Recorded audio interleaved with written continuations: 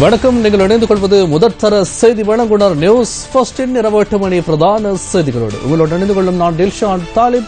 உலகின் பல்வேறு பகுதிகளில் இருந்தும் சக்தியின் குளோபல் டிவியினூடாக எங்களோடு இணைந்திருக்கும் உங்கள் அனைவரையும் சந்திப்பதில் மகிழ்ச்சி. விரிவான செய்திகளுக்கு செல்ல முன்னர் முதலில் தலைப்புச் செய்திகள். ஜனாதிபதியின் 2 நாள் உத்தியோகபூர்வ இந்திய விஜயம் ஆரம்பம். பிரதமர் நரேந்திர மோடியுடனான கலந்துரையாடல் இன்று. அனல் மின் உற்பத்தி நிலையத்திற்கு பதிலாக இயற்கை எரிவாயு மூலமான மின் உற்பத்தி செய்ய அரசாங்கம் கவனம். புங்குடுதீவு மாணவி வித்யா கொலை செய்யப்பட்டு இன்றுடன் 1 வருடம் பூர்த்தி. போலீஸ் மற்றும் காணி அதிகாரங்கள் வடகிழக்கு மாகாண சபைகளுக்கு குறித்தாக்கப்பட வேண்டும். சுரேஷ் பிரேமச்சந்திரன் கருத்து. இலங்கை தமிழர்களின் இனப்படுகொலைக்கு திராவிட முன்னேற்றக் கழகமே காரணம், தமிழக முதலமைச்சர் தெரிவிப்பு. இனி உள்நாட்டுச் செய்திகள். பிரித்தானிய விஜயத்தை நிறைவு செய்த ஜனாதிபதி மைத்ரிபால சிறிசேன இந்தியாவின் புதுடெல்லியை இன்று சென்றடைந்தார். இந்திய பிரதமர் நரேந்திர மோடியின் அழைப்பின் பேரில் இந்தியாவிற்கு 2 நாள் உத்தியோகபூர்வ விஜயத்தை ஜனாதிபதி மைத்ரிபால சிறிசேன மேற்கொண்டுள்ளார். இந்தியாவிற்கு சென்ற ஜனாதிபதி உள்ளிட்ட குழுவினரை இந்திய பாதுகாப்பு அமைச்சர் ராவோ இந்திரஜித் சிங் உள்ளிட்ட சிலர் வரவேற்றனர். இன்றிரவு விருந்துபசாரம் ஒன்றுக்கு ஜனாதிபதி மைத்ரிபால சிறிசேனவிற்கு இந்திய பிரதமர் அழைப்பு விடுத்துள்ளதாக இந்திய ஊடகங்கள் செய்தி வெளியிட்டுள்ளன. இந்தியாவின் மத்திய பிராந்தியத்தில் வெகு விமர்சையாக நடைபெறும் கும்பமேளாவிலும் ஜனாதிபதி பங்கேற்க உள்ளார். அத்துடன் ஜனாதிபதி மைத்ரிபால சிறிசேன இந்தியாவின் சாஞ்சிக்கும் விஜயம் செய்ய உள்ளதாகவும் அனகாரிக தர்மபாலவின் உருவச்சிலை ஒன்றையும் திறந்து வைக்க உள்ளதாகவும் ஜனாதிபதி ஊடகப் பிரிவு குறிப்பிடுகின்றது. இந்தியாவிற்கு விஜயம் மேற்கொண்டுள்ள ஜனாதிபதி மைத்ரிபால சிறிசேன அந்நாட்டு பிரதமர் நரேந்திர மோடியை இன்று சந்தித்தார்.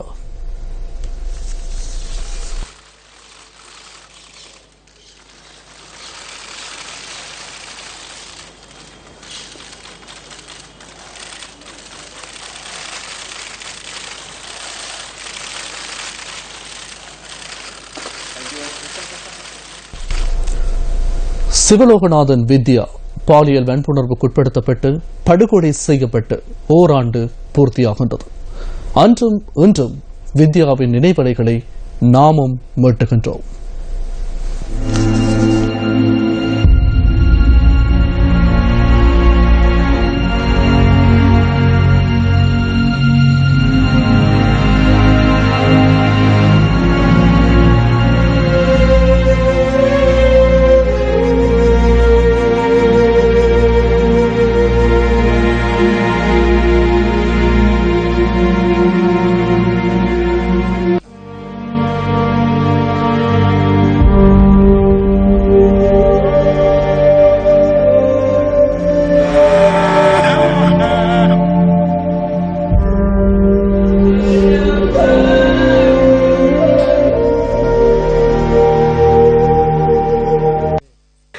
நீதி கிடைச்சாத்தானே நான் இந்த குஞ்ச நான் எடுத்து ஒரு சாந்தி செய்யறதுக்கு இருக்கிறேன்.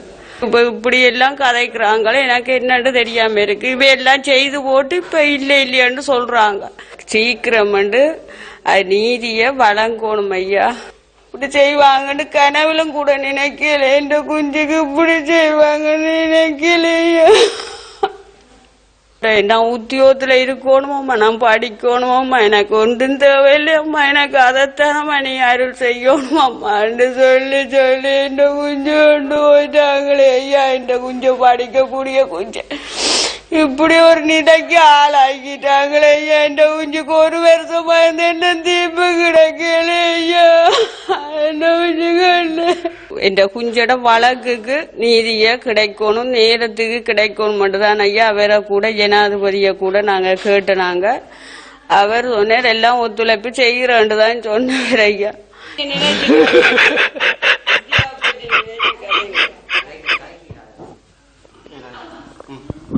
வித்யாபதி நினைச்சுக்காதே என்னப்பா.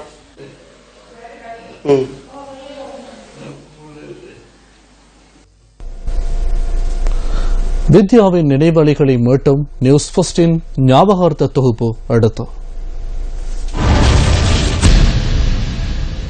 பாடசாலைக்கு சென்ற மாணவி வித்யா வீடு திரும்பவில்லை. வித்யா சடலமாக மீட்கப்பட்டார். கொலையை கண்டித்து புங்குடுதீவு மக்கள் ஆர்ப்பாட்டத்தில். சந்தேகத்தின் பேரில் 3 கைது. வித்யாவின் இறுதி ஊர்வலம். நாட்டின் பல பகுதிகளிலும் ஆர்ப்பாட்டங்கள் முன்னெடுக்கப்பட்டன. சம்பவம் தொடர்பில் மேலும் 5 சந்தேக நபர்கள் கைது செய்யப்பட்டனர். பாராளுமன்ற அமர்விலும் வித்யாவின் படுகொலை தொடர்பில் அனுதாபம். வித்யாவின் கொலை தொடர்பான மரபணு பரிசோதனை அறிக்கை நீதிமன்றத்திற்கு சமர்ப்பிக்கப்படவில்லை. 10 சந்தேக நபர்களினதும் விளக்கமறியல் இதனால் நீடிக்கப்பட்டது. வித்யாவின் கொலைக்கு சுவிஸிலிருந்து வந்த மற்றொரு சந்தேக நபர் திட்டம் தீட்டிக் கொடுத்துள்ளதாக குற்றப்புலனாய்வு திணைக்களம் நீதிமன்றத்தில் அறிவித்தது. வித்யாவின் கொலை வழக்கு விசாரணை தொடர்பில் ஜின்டெக் நிறுவனத்தின் தலைமை ஆய்வாளருக்கும் தகவல் ஊடக தொழில்நுட்ப மையத்தின் பிரதம பொறியியலாளருக்கும் ஊர்காவற்துறை நீதிமன்றம் அழைப்பாணை விடுத்திருந்தது. மரபணு ஆய்வு அறிக்கை சமர்ப்பிப்பதில் உள்ள தாமதம் குறித்து மே மாதம் 5ஆம் தேதி தலைமை ஆய்வாளர் மன்றுக்கு அறிவிக்க வேண்டும் என நீதவான் உத்தரவு பிறப்பித்திருந்தார். நீதிமன்ற நடவடிக்கைகள் குறித்து பொய்யான தகவல்களை வெளியிட்டமை தொடர்பில் குற்றப்புலனாய்வு பிரிவு அதிகாரியை நீதவான் கடுமையாக எச்சரித்தார். மரபணு விசாரணை அறிக்கை நீதிமன்றத்தில் சமர்ப்பிக்கப்படவில்லை. சிவலோகநாதன் வித்யா படுகொலை வழக்கின் மரபணு அறிக்கையை எதிர்வரும் தவணைகளின் போது சமர்ப்பிக்க உள்ளதாக ஊர்காவற்துறை நீதிமன்றத்தில் அறிவிக்கப்பட்டது. கொலை வழக்கின் 9வது சந்தேக நபர் போலீஸ் பிடியிலிருந்து விடுபட்டு கொழும்பிற்கு தப்பிச் சென்ற நிலையில் மீண்டும் கைது செய்யப்பட்டமை தொடர்பில் விரிவான அறிக்கையை சமர்ப்பிக்குமாறு ஊர்காவற்துறை நீதவான் உத்தரவு. வித்யாவின் கூட்டு பாலியல் வன்கொடுமை கொலை வழக்கில் கைது செய்யப்பட்டு விசாரணைக்கு உட்படுத்தப்பட்ட சந்தேக நபர்கள் 9 பேரையும் தொடர்ந்து 3 மாதங்களுக்கு விளக்கமறியலில் வைக்குமாறு யாழ் மேல் நீதிமன்றம் உத்தரவு. இதேவேளை வித்யாவின் 1 வருட பூர்த்தியை முன்னிட்டு வவுனியாவில் ஆத்ம சாந்தி பிரார்த்தனை நிகழ்வுகள் இடம்பெற்றன. வித்யாவின் ஆத்ம சாந்தி வேண்டி வவுனியாவில் தீபமேற்றி அஞ்சலி செலுத்தப்பட்டது.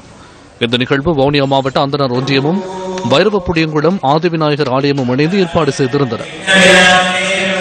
இந்த ஆத்ம சாந்தி பிரார்த்தனையில் அரசியல் பிரமுகர்கள் மற்றும் பொதுமக்கள் கலந்து கொண்டிருந்தனர். கிளிநொச்சி மாவட்ட விவசாயிகளின் உற்பத்திகளை அதிகரிக்கும் நோக்கில் விவசாய அமைச்சினால் உற்பத்தி பொருட்கள் என்று கையளிக்கப்பட்ட நிகழ்வில் கலந்து கொண்ட வடமாகாண சபை உறுப்பினர் பசுபதி பிள்ளை வித்யா தொடர்பில் கருத்து தெரிவித்தார். பாடசாலை மாணவி வித்யா அவர்கள் இறந்து இன்றைக்கு 1வது வருடம். இன்றும் அந்த மாணவியினுடைய விசாரணை நீதிமன்றத்தில் இருக்கின்றது.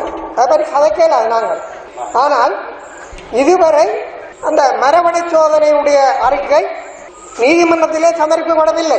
நான் நினைக்கிறேன் 15 தடவைகளுக்கு மேல் நீதவான் அதை சமர்ப்பிங்கோ கடந்த உறக்கூடி அதுதான் இன்றைய அரசினுடைய நிலை.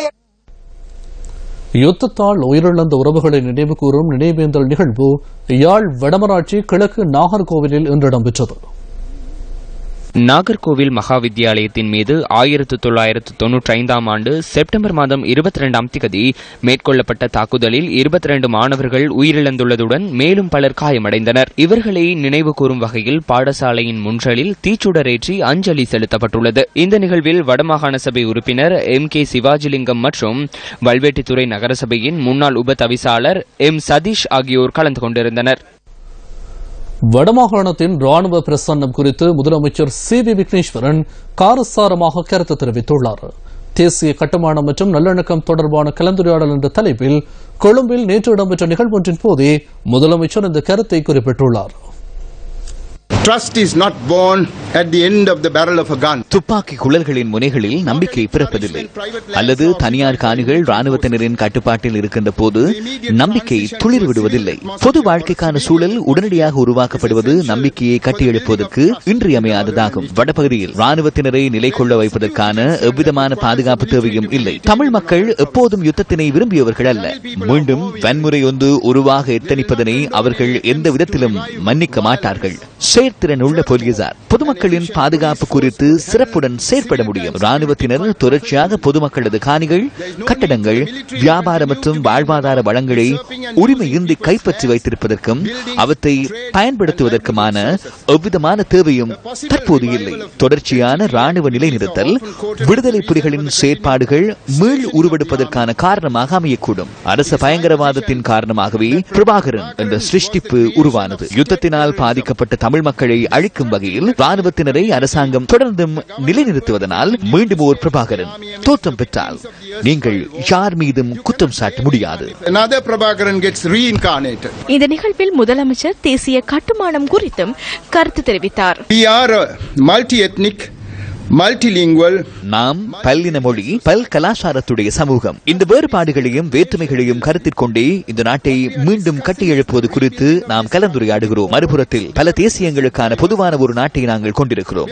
அந்த அடிப்படையில் இந்த நாட்டை கட்டியெழுப்புவது குறித்து நாம் கலந்துரையாடுகிறோம். தேசிய கட்டுமானத்தை உடைந்த நாட்டை மீள கட்டியெழுப்புவது அந்த அடிப்படையிலேயே நான் நோக்குகிறேன். தேசிய கட்டுமானத்திற்கு முறையான திட்டமிடலும் ஒழுங்குபடுத்தலும் அவசியம். In the sense of rebuilding this fractured country.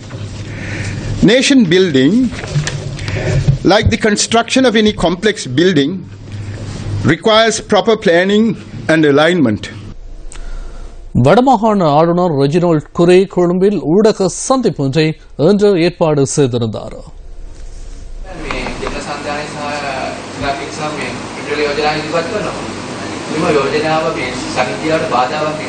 සුසාන භූමියේ සාමයට වඩා සුසාන භූමියේ සාමයක් තියෙනවානේ. மயானத்திலும் அமைதி உள்ளதல்லவா? ஏனெனில் அவருக்கும் உயிர் இல்லை. உயிரிழந்தவர்களின் அமைதியை மயானத்தில் காணப்படுகின்றது. அதனால் மயானத்தின் அமைதி நமக்கு தேவையில்லை. 1000 பூக்கள் மலரட்டும், 1000 கருத்துக்கள் மோதட்டும், உண்மையான தகவல் முன்னோக்கி செல்லும். ஜனநாயகம் என்பது உணர்வற்ற, உறைந்து போன, அடக்கப்பட்ட, பலவந்தமாக செயற்படுத்தப்படும் ஒன்றல்ல. கருத்துக்களின் போராட்டத்தினூடாக நம்மால் வெற்றி பெற முடியும். අපිට මතවාදී අරගලකින් ජයග්‍රහණය කරගන්න පුළුවන් වේවි.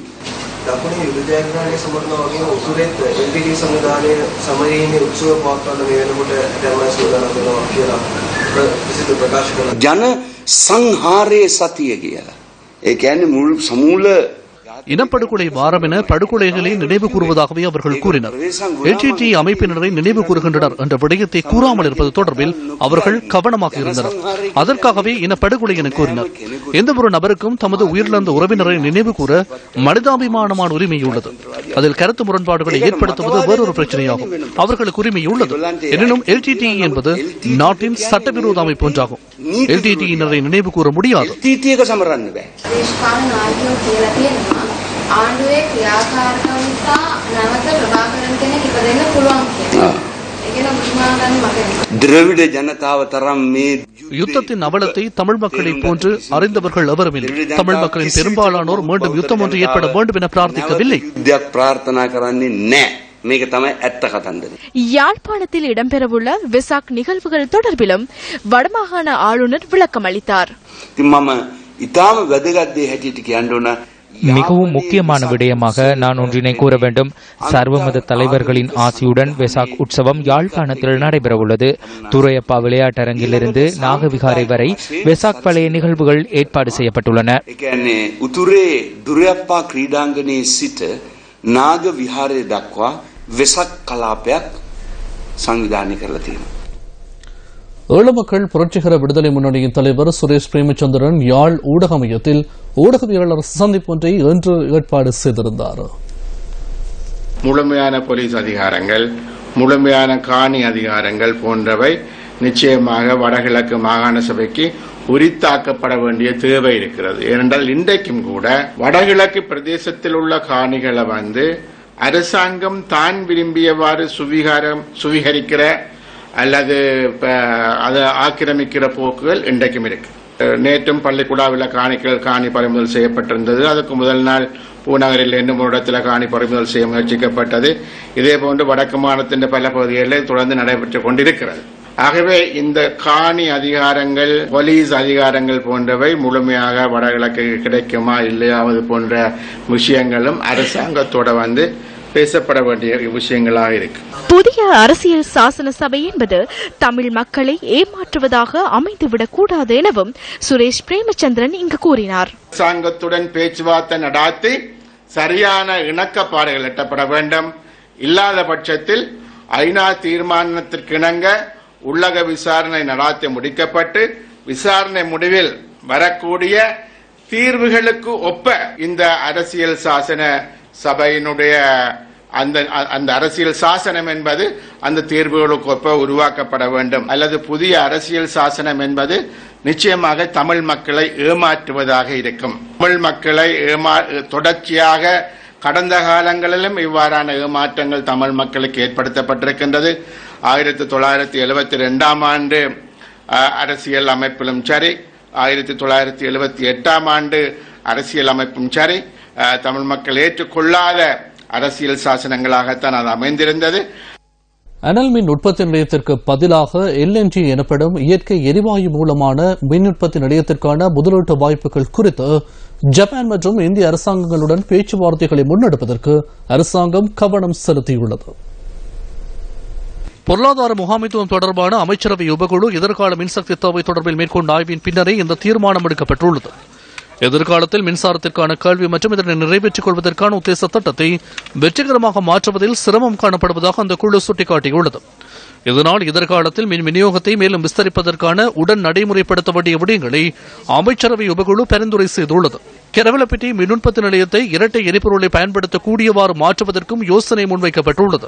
குறிப்பிட்ட கால வரையறைக்குள் மக்கள் பயன்பாட்டு ஆணைக்குழுவின் சட்டத்திட்டங்களுக்கு அமைய மசகு எண்ணெய் பயன்படுத்தும் அனைத்து மின் உற்பத்தி நிலையங்களையும் இயற்கை எரிவாயு மின் உற்பத்தி நிலையங்களாக மேம்படுத்துவதற்கு அரசாங்கம் தயாராகியுள்ளது.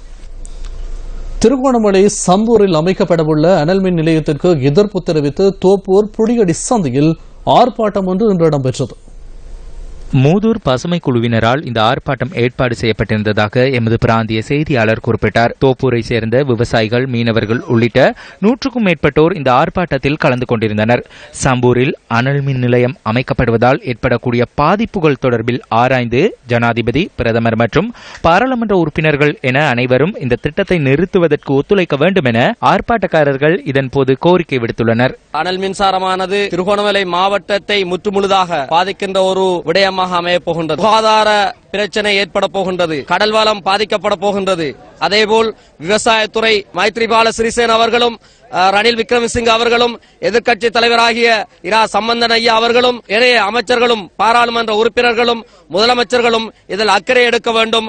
அனல் மின்சார நிலையத்தை மூடுவதற்காக தோப்பூர் பிரதேசம் மட்டுமல்ல, இங்கு அன்றிருக்கின்ற அனைத்து பிரதேசங்களும் மீன்பிடிக்கு உட்பட்ட பிரதேசமாக இருக்கின்ற மீன்பிடி தொழிலை நம்பித்தான் எங்களுடைய மக்கள் அன்றாடம் வாழ்ந்து வருகின்றார்கள். எனவே எங்களுடைய மீன்பிடி தொழிலுக்கும் விவசாய தொழிலுக்கும் அதிகமாக பாதிப்பாக காணப்படுகின்றது இந்த அனல் மின்சாரத்திலையும். சம்பூர்ல தயாரிக்கப்படுகின்ற அந்த அனல் மின்சாரத்தினால எமது சுற்றாடல் சூழல்கள் பாதிக்கப்படுகின்றது. இதனால நாங்கள் அதை வெறுக்கிறோம். எங்களது பொருளாதாரத்திலிருந்து சகல கால்நடைகள், சகல அடிப்படை தேவைகளும் இந்த அனல் மின்சாரத்தால் பாதிக்கப்படும் என்பதால் கட்டாயம் இந்த அனல் மின்சாரத்தை நிறுத்தி எங்கள் இந்த மூதூர் பிரதேச மக்களுக்கு ஒரு விடிவு காலத்தை ஏற்படுத்தி தருமாறு மிகவும் தாழ்மையுடன் உங்களை கேட்டுக்கொள்கிறோம். உலக நாடுகளிலே பல இடங்களில் இப்படியான ஒரு அனல் மின்சார இதுகள் மூடப்பட்டுக் கொண்டிருக்கின்ற நிலையில் இம்மாவட்டத்தில் பல்லினங்கள் வாழக்கூடிய இங்க மாவட்டத்தில் ஏன் இப்படியான ஒரு நிலைமைக்கு எங்களை ஆளாக்க வேண்டும் என்பதை இது புதிதாக இருக்கின்றது.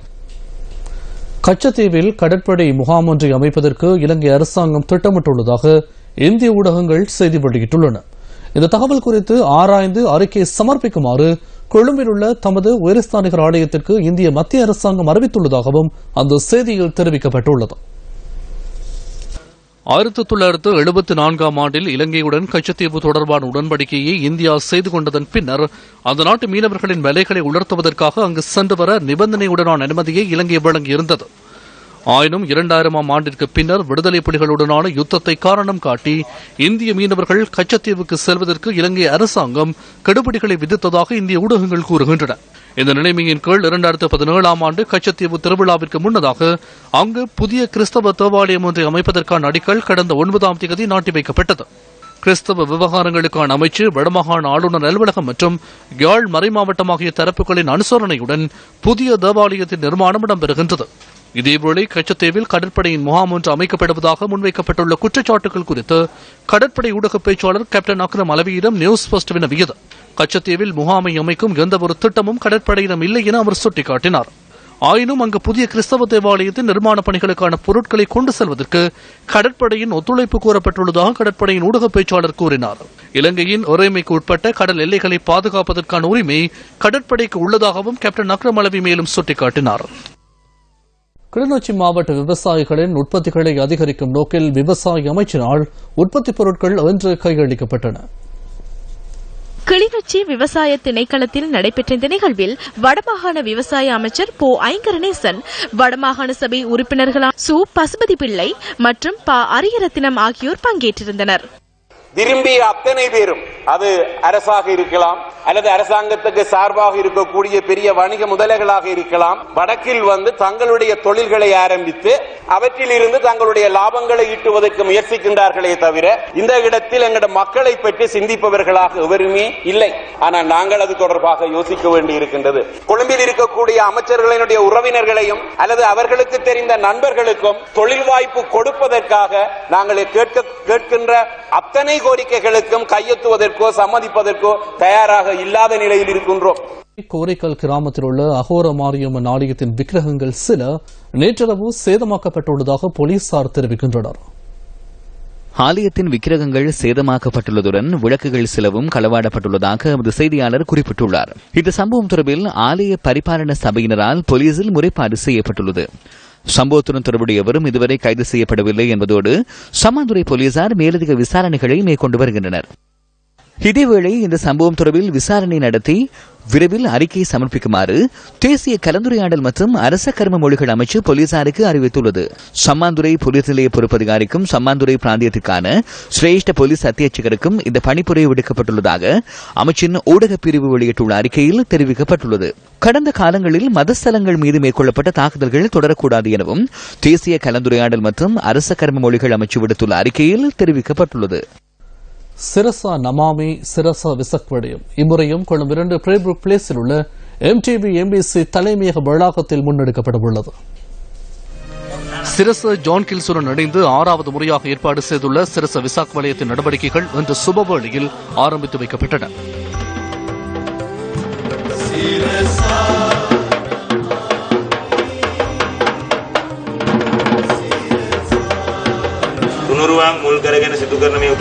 புத்தபெருமானை நினைவு கூர்ந்து முன்னெடுக்கப்படும் புண்ணிய காரியமாகும். இந்த உன்னத நிகழ்வை மற்றொரு தியாகமாக மாற்றுவதற்கு ஜான் கீல்ஸ் மற்றும் சிரச வெசாக் வலயம் முன்னெடுக்கும் இந்த நடவடிக்கை அதற்கு ஏதுவாக அமையட்டும்.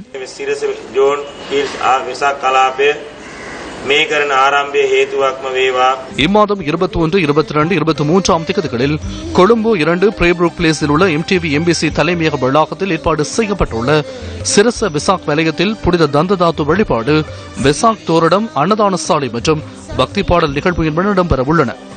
இலங்கை கடற்படையினரால் ஏற்பாடு செய்யப்பட்டுள்ள விசாக் வெளிச்சக்கூடு காட்சி மற்றும் கலாசார பவனி என்பன இம்முறை சிரச விசாக் வலயத்தின் சிறப்பம்சமாகும். சிரச விசாக் வலயத்தில் பிரதிஷ்டை செய்யப்படவுள்ள புத்தபெருமான் மற்றும் அவரின் சீடர்களுடைய புனித சின்னங்களை ஏந்திய வாகன பவனி எதிர்வரும் செவ்வாய்க்கிழமை சர்வதேச கண்டி நெல்லிக்கல பௌத்த மத்திய நிலையத்தில் ஆரம்பமாக உள்ளது. இதேவேளை சிரச விசாக் வலயத்தில் பிரதிஷ்டை செய்யப்படவுள்ள செரியுத் முகழனின் புனித சின்னங்களை ஏந்திய பவனி எதிர்வரும் 17ஆம் தேதி வரலாற்று சிறப்புமிக்க கதிர்காமம் கிரிவிகாரையிலிருந்து ஆரம்பமாக உள்ளது. புனித சின்னங்களை ஏந்திய வாகன பவனி எதிர்வரும் 21ஆம் தேதி சிரச விசாக் வலயத்தை வந்தடைய உள்ளது. சிரச வெசாக் வலயத்தினூடாக எதிர்வரும் 21, 22 மற்றும் 23ஆம் தேதிகளில் புனித தந்ததாது வழிபாடுகளில் ஈடுபட முடியும். அதேபோல வெசாக் தோரணை, அன்னதான சாலை, பக்தி பாடல்களை கண்டு களிப்பதற்காக இலங்கையில் உள்ள அனைத்து பௌத்தர்களையும் அன்போடு அழைக்கின்றோம். சிரச வெசாக் வலயத்தினை பார்வையிடுமாறும் உங்களிடம் கேட்டுக்கொள்கின்றோம்.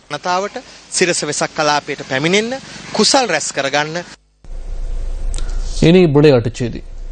வான்வியக்கும் திறமை இருந்தும் வாழ்வதற்காக கூடி தொழில் செய்து கொண்டு விளையாட்டிலும் சாதிக்கும் வீரர்கள் இன்றும் நம்முன் இருக்கவே செய்கின்றனர். FA கிண்ண கால்பந்தாட்ட தொடரில் காலிறுதி சுற்றுக்கு தகுதி பெற்றுள்ள மன்னார் ஹிலரி கழகம் இதற்கு சிறந்ததோர் எடுத்துக்காட்டாகும். 1995ஆம் ஆண்டு உருவாக்கப்பட்ட ஹிலரி விளையாட்டுக் கழகம் வடமாகாணத்தில் திறமை வாய்ந்த கால்பந்தாட்ட அணியை கொண்டுள்ளது. மன்னார் மாவட்ட கால்பந்தாட்ட லீக் சாம்பியன் பட்டத்தை 2011, 2012 மற்றும் 2014ஆம் ஆண்டுகளில் சூடிய பெருமை ஹிலரி கழகத்துக்கு உண்டு. எங்களுக்கு இன்னும் வசதிகள் எங்களுக்கு பார்த்தா ஒழுங்கான கிரவுண்ட் இல்லை, ஒழுங்கான பயிற்சியாளர் இல்லை. அப்படி நாங்கள் எங்கள் திறமைகளை எங்கள் ஹிலரி கிளப் மூலமாக தான் வெளிப்படுத்தி கொண்டிருக்கிறோம். அப்போ அன்றாடம் நாங்கள் கூலி வேலைக்கு போய் தான் விளையாடுறோம், பூட் செல் எடுக்கிறோம். எங்களுக்கு தேவையான வசதிகளை செய்யறதுக்கும் ஒரு திறமை இல்லை. ஹிலரி கால்பந்தாட்ட கழகத்துக்காக விளையாடும் வீரர்கள் கூலி தொழிலை நம்பியே தம் வாழ்நாளை கழிக்கின்றனர். மேசன் மற்றும் தச்சு உதவியாளர், கடற்றொழில், மீன்பிடி அல்லது அன்றாட கூலி வேலையே இவர்களின் வாழ்வாதாரமாக உள்ளது. போதாக்குறைக்கு இவர்கள் பயிற்சி செய்யும் மைதானமும் சிறந்ததாக இல்லை. எமது கழகத்து வீரர்கள் அனைவரும் தினமும் கூலி வேலைக்கு செல்வதனால் எங்களால் தொடர்ந்து பயிற்சிகளை மேற்கொள்ள முடியாத வண்ணம் உள்ளது. இதே ஒரு தொழிலாக கிடைக்கும் பட்சத்தில் எங்கள் மாவட்டத்துக்கும் எங்கள் நாட்டிற்கும் பெருமை சேர்க்கக்கூடிய அளவுக்கு எங்களால் உழைக்க முடியும் என்றும். ஆனாலும் ஹிலரி கால்பந்தாட்ட அணி வீரர்களுக்கு மகுடம் சூடுவதாய் இந்த முறை FA கிண்ண கால்பந்தாட்ட போட்டிகள் அமைந்துள்ளன. இலங்கை கால்பந்தாட்ட வரலாற்றில் முக்கியத்துவம் வாய்ந்த FA கிண்ண கால்பந்தாட்ட போட்டிகளில் காலிறுதியில் விளையாடும் வாய்ப்பை ஸ்டெனிஸ்லஸ் தலைமையிலான ஹிலரி கழக அணி பெற்றுள்ளது. ஹிலரி கழக அணி FA கிண்ண கால்பந்தாட்ட போட்டிகளில் விளையாடிய முதல் சந்தர்ப்பத்திலேயே இந்த இலக்கை அடைந்துள்ளமை சிறப்பம்சமாகும். FA கிண்ண போட்டியிலும் நாங்கள் 560 டீம்கள் பங்கு பெற்ற போட்டியில சிறப்பான முறை விளையாடி இன்று முதல் 8 அணிகளுக்குள் தெரிவு செய்யப்பட்டுள்ளது. எமக்கும் எமது மாவட்டத்துக்கும் பெரும் மகிழ்ச்சியை தருகின்றது. கிராமத்திலே மைதானம் ஒன்று இல்லாததால் பொது விளையாட்டு மைதானத்தை காலையிலே எமது பயிற்சிகளில் ஈடுபடுகின்றோம். ஆகவே போட்டிகளுக்கு செல்லுவதாயின் எமக்கு பெரும் சுமையாக இருந்தாலும் ஒரு பக்கம் இவ்வாறு செலுத்தி செல்லுகின்ற போட்டிகள் வெற்றி பெறுவது பெரும் மகிழ்ச்சியை தருகின்றது. ஹிலரி விளையாட்டுக் கழகத்தினுடைய அலுவலகத்தின் இந்த காட்சி அதன் பொருளாதார தரத்தை உணர்த்துவதாயிருக்கின்றது. சிறந்த மைதானமும் ஊக்குவிப்பும் கிடைத்தால் தம்மால் நிச்சயமாக இலங்கை கால்பந்தாட்ட அணியில் இடம்பெற முடியும் என்பதே இவர்களின் நம்பிக்கை. இந்த வீரர்களுக்கு உந்து சக்தி அளிப்பதன் மூலம் இலங்கையில் கால்பந்தாட்டத்தை மேம்படுத்த முடியும் என்பதை அதிகாரிகள் புரிந்து கொள்வார்களா? FA கிண்ண கால்பந்தாட்ட தொடரில் நடப்பு சாம்பியனான கொழும்பு FC அணியை காலிறுதியில் ஹிலரி அணி எதிர்கொள்ள உள்ளது. இந்த போட்டி கொழும்பு குதிரை பந்தய தொடரில் நாளை மாலை 3 மணிக்கு ஆரம்பமாக உள்ளது. இதுடன் நியூஸ் ஃபர்ஸ்டின் இரவு 8 மணி பிரதான செய்தி அறிக்கை நிறைவு பெறுகின்றது. அடுத்த பிரதான செய்தி அறிக்கையினை இரவு 10:45 எதிர்பாருங்கள். வணக்கம்.